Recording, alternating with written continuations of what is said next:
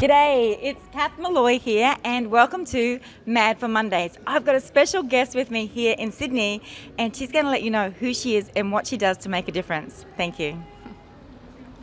Hey, I am Sarah Rowan. I am an international speed painter. And in my work, I have the coolest job in the world. I get to go onto stages around the world and paint a canvas quickly. So what I do to make a difference is I don't just paint for my audiences and I don't just paint for myself, but I'm trying to raise millions of dollars for charities through the sale and auctions of my paintings. And so what I do for my audience is I tell them, you know what? You can look at me and go, oh my God, I can't do that. That's just too hard to raise that much money for other people.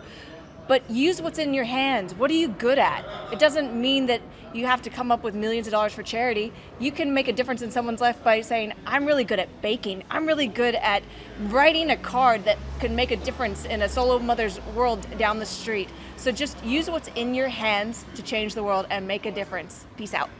Yay, I love that. So make a difference, use what's in your hand. And right now, we are at a speaking conference and we're using our voices to make a difference. Yes. Yay, well done. See you, everybody. Bye. Bye.